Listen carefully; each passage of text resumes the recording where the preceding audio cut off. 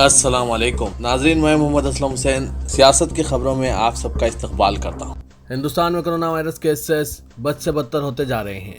پچھلے 24 گھنٹوں میں 3 لاکھ کے قریب معاملے درج ہوئے ہیں اور 2000 سے زائد لوگوں کی موت واقع ہوئی ہے۔ ایک دن میں کورونا کے نئے معاملے اور موت کا یہ اب تک کا ریکارڈ ہے۔ اگر یہی رفتار رہی تو آنے والے دنوں میں ہر روز 5 لاکھ کیسز سامنے آ سکتے ہیں۔ وزارت صحت کی جانب سے چہارشنبے کی صبح جاری اپ ڈیٹ کے مطابق پچھلے 24 گھنٹوں میں 2,95,041 نئے کیسز سامنے آئے ہیں اور 2023 لوگوں کی موت ہوئی ہے۔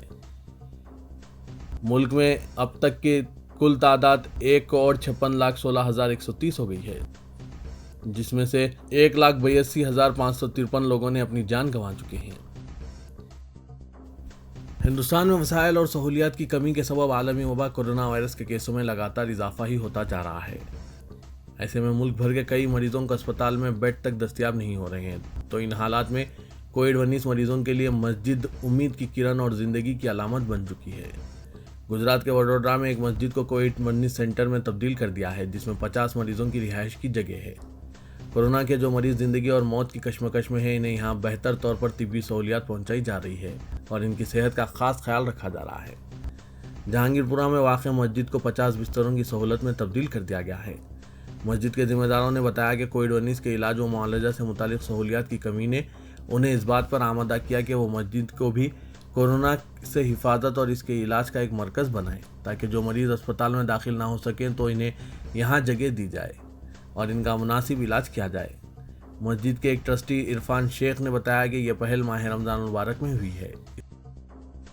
وزیراعظم نریندر مودی نے کہا کہ کورونا وائرس کی دوسری لہر نے کسی طوفان کی طرح ہندوستان پر وار کیا ہے، لیکن انہوں نے ریاستوں سے کہا کہ وہ لاک ڈاؤن کا استعمال آخری حربے کے طور پر کریں۔ انہوں نے رضاکارانہ طور پر کووڈ ڈسپلن کی ضرورت پر زور دیا اور عوام سے کہا کہ وہ بہت زیادہ ضروری ہونے پر ہی گھر سے باہر نکلیں۔ قوم سے خطاب کرتے ہوئے وزیراعظم نے کہا کہ ریاستوں کو آخری حربے کے طور پر لاک ڈاؤن کا استعمال کرنا چاہیے۔ ہماری توجہ مائکرو کنٹینمنٹ زونز پر ہونی چاہیے۔ ہم وطنوں کی صحت کے ساتھ ساتھ معاشی صحت کا بھی خیال رکھیں گے۔ وزیراعظم نے واضح کیا کہ قومی لاک ڈاؤن کا اب کوئی امکان نہیں ہے۔ وزیراعظم نے کہا کہ کچھ ہفتوں تک صورتحال قابو میں رہی، ہم پہلی لہر سے سنبھل رہے تھے، لیکن کسی طوفان کی طرح دوسری لہر آئی۔ وزیراعظم نے کہا کہ میں ان تمام لوگوں کا درد سمجھ سکتا ہوں جنہوں نے اپنے عزیزوں کو کھویا ہے۔ مہاراشٹر کابینہ نے کورونا وائرس وبا کی روک تھام کے لیے سخت لاک ڈاؤن کی تائید کی ہے اور امکان ہے کہ چیف منسٹر ادھو ٹھاکرے چہارشنبے کو اس سلسلے میں اعلان کریں گے۔ کابینہ نے 10ویں جماعت کے بورڈ امتحانات منسوخ کرنے کا فیصلہ کیا۔ اس کے علاوہ آکسیجن کی دستیابی بڑھانے کے لیے کئی اقدامات منظور کیے گئے۔ ریاستی وزیر صحت راجیش ٹوپے نے یہ اعلان کیا۔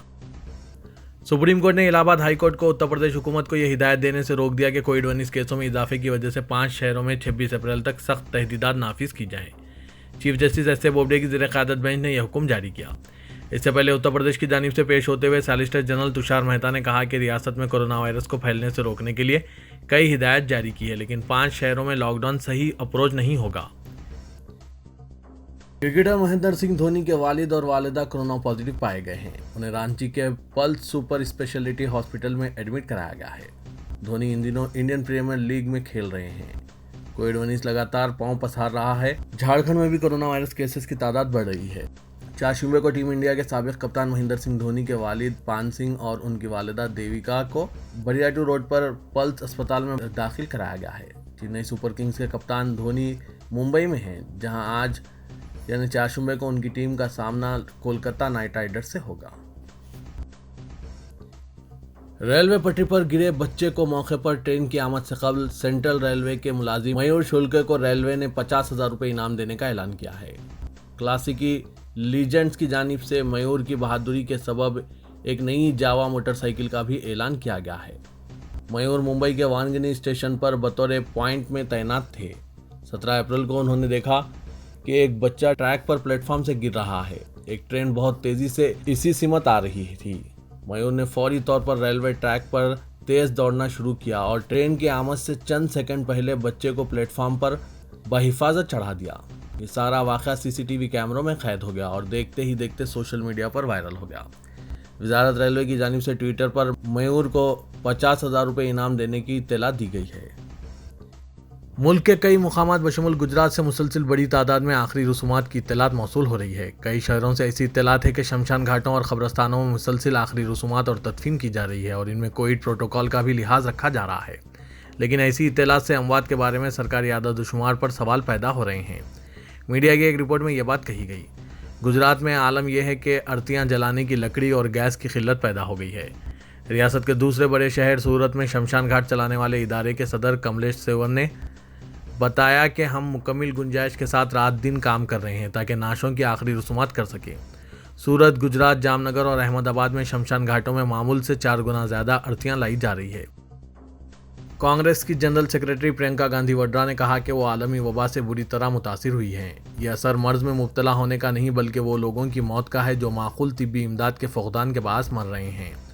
انہوں نے نیوز ایجنسی IANS سے بات چیت میں کہا کہ ملک میں یہ وقت ایسا بالکل نہیں ہے کہ وزیر اعظم انتخابی مہم میں مصروف رہیں، بلکہ ان کا فرض ہے کہ عوام کے آنسو پہنچے اور اس مہلک وائرس سے شہریوں کا تحفظ کریں۔ امریکی پبلک ہیلتھ ایجنسی نے ہندوستان جانے کے خواہش مند مسافرین کو متنبہ کیا کہ اگر وہ کووڈ ویکسین لے چکے ہیں اور پوری طرح صحت مند ہیں تب بھی اس سفر سے گریز کرنا مناسب رہے گا۔ متعلقہ ادارے نے کہا کہ اگر ہندوستان کا سفر ناگزیر ہو جائے تو پھر روانگی سے قبل ویکسینیشن کے تمام ڈوز لیے جائیں۔ اس ادارے نے ہندوستان کو کورونا وائرس کے معاملے میں اعظم ترین لیول 4 کے زمرے میں رکھا ہے، جس کا مطلب یہ ہے کہ یہ ملک کووڈ کے معاملے میں نہایت خطرناک ہے۔ شدت پسندوں کے دباؤ میں آتے ہوئے پاکستان کی عمران خان حکومت نے فرانس کے سفیر کو ملک سے باہر کرنے کے لیے پارلیمنٹ میں ایک قرارداد پیش کرنے سے اتفاق کیا ہے۔ اس کے علاوہ ممنوع تحریک لبیک پارٹی کے خلاف درج تمام مقدمات برخاست کرنے سے بھی اتفاق کیا۔ اس سلسلے میں کئی گھنٹوں کی بات چیت کے بعد ایک سمجھوتا ہوا۔ وزیراعظم عمران خان نے اس سے پہلے کہا تھا کہ فرانس کے سفیر کو بے دخل کرنا مغربی دنیا میں گستاخی کے واقعات کو روکنے کے لیے کوئی حل نہیں ہے۔ حکومت اور تحریک لبیک کے درمیان بات چیت کے بعد قومی اسمبلی میں ایک قرارداد پیش کی گئی۔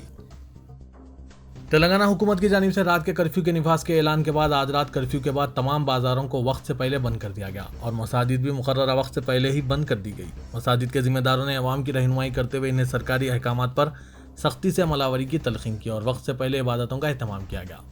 آج رات 9 بجے سے قبل سڑکوں پر پولیس کی گاڑیاں نکل آئی اور سائرن بجاتے ہوئے مارکیٹ کو بند کرنے کی ہدایت دی۔ دیکھتے ہی دیکھتے تمام بازار بند ہو گئے اور سڑکیں ویران ہو گئی۔ رات 1:30 بجے تک پولیس بازاروں اور محلوں میں گشت کرتی دکھائی دے رہی تھی اور پولیس کی جانب سے شہریوں کو اپنے مکانات میں رہنے کی تلقین کی گئی۔ رات کے کرفیو کے نفاذ کے بعد انتظامات کا جائزہ لینے کے لیے ساؤتھ زون کے DCP گجاراؤ بھوپال اور ایڈیشنل DCP سید رفیق چار مینار پہنچ گئے اور انہوں نے انتظامات کا جائزہ لیا۔ تاریخی مکہ مسجد کو بھی مقررہ وقت پر بند کر دیا گیا، جبکہ اطراف کی دیگر مساجد اور گلی کوچوں میں بھی سختی سے عمل کیا گیا۔ کورونا کیسوں میں اضافے کے پیش نظر حکومت کی جانب سے ریاست میں نائٹ کرفیو کے نفاذ کے بعد رمضان مبارک کی خصوصی عبادت تراویح کے متاثر ہونے کا اندیشہ پیدا ہو چکا ہے۔ اس سلسلے میں حکومت اور محکمہ پولیس کو مختلف گوشوں سے نمائندگیاں وصول ہو رہی ہے کہ 9 بجے سے کرفیو کے نفاذ کے باوجود مساجد میں تراویح کے لیے آدھے سے 1 گھنٹے کی رعایت دی جائے۔ موثوق ذرائع کے مطابق پولیس کی جانب سے مساجد میں نماز تراویح کے لیے 9:30 تا 10 بجے تک رعایت دینے کا فیصلہ کیا گیا ہے، تاہم اس سلسلے میں کوئی احکامات جاری نہیں کیے جائیں گے۔ مساجد میں اطراف و اکناف سے تعلق رکھنے والے افراد کو نماز تراویح کی ادائیگی کے لیے غیر سرکاری طور پر یہ رعایت دینے کا فیصلہ کیا گیا ہے۔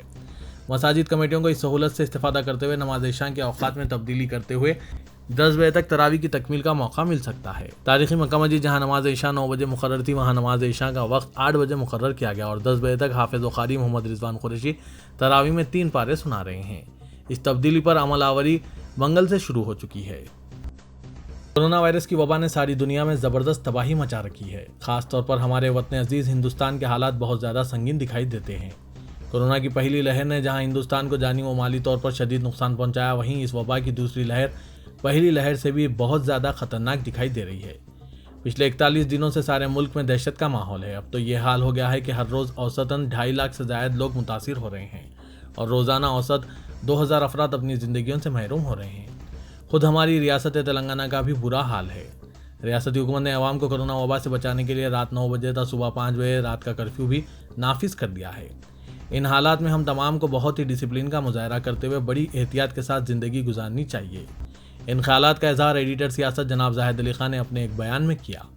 ایڈیٹر سیاست کا مزید کہنا ہے کہ اللہ عز و جل نے ہمیں اپنے پیارے پیارے حبیب پاک صلی اللہ علیہ وسلم کے صدقے و طفیل میں ماہ رمضان مبارک عطا فرمایا اور یہ ایسا مہینہ ہے جس میں ہم تمام ڈسپلن کا غیر معمولی مظاہرہ کرتے ہیں، عبادتوں میں مصروف ہو جاتے ہیں، ضرورت مندوں کی مدد کے لیے بڑے جوش و خروش سے آگے بڑھتے ہیں، لیکن کورونا کی وبا کے باعث ہم تمام کو بڑی احتیاط سے کام لینا ہوگا۔ پرہجوم مقامات پر جانے سے گریز کرنا، سماجی فاصلے کے اصول کو اپنانا، فیس ماسک اور سینیٹائزر کا استعمال کرنا اور ہر گھروں سے غیر ضروری طور پر باہر نکلنے سے اجتناب کرنا فی الوقت بہت ضروری ہو گیا ہے۔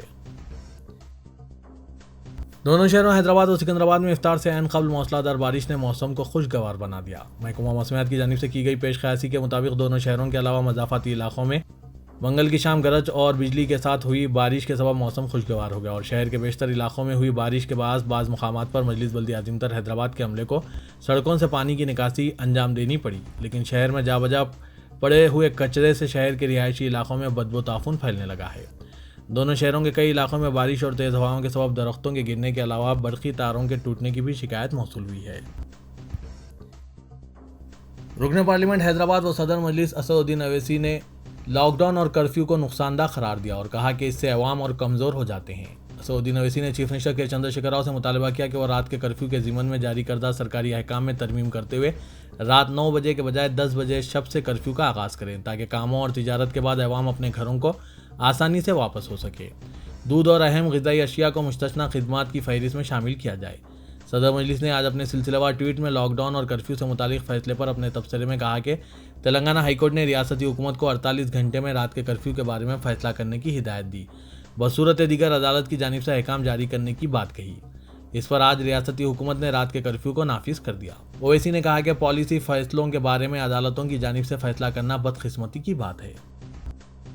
Director general police M Mahender Reddy نے ریاستی حکومت کی جانب سے نافذ کردہ نائٹ کرفیو پر مؤثر طریقے سے عمل آوری کی پولیس عہدیداروں کو ہدایت دی۔ انہوں نے حکومت کی جانب سے رات کے کرفیو کے اعلان کے بعد ریاست کے تمام زونل آئی جیز، کمشنر، سپرنٹینڈنٹ پولیس کے ساتھ ویڈیو کانفرنس منعقد کی۔ ویڈیو کانفرنس سے خطاب کرتے ہوئے ڈی جی پی نے ہدایت دی کہ حکومت کی جانب سے جاری کردہ احکامات کے مطابق قواعد کے تحت کرفیو پر مؤثر طریقے سے عمل آوری کی جائے۔ رات 9 بجے سے صبح 5 بجے تک کرفیو نافذ رہے گا۔ انہوں نے پولیس عہدیداروں سے کہا کہ وہ اپنے اپنے حدود میں مختلف تنظیموں، رضاکارانہ تنظیموں اور اہم شخصیتوں کے ساتھ کرفیو سے متعلق اجلاس طلب کرتے ہوئے عوام میں شعور بیداری لائیں اور کرفیو پر عمل آوری میں شہریوں کے ساتھ بدسلوکی نہ کی جائے۔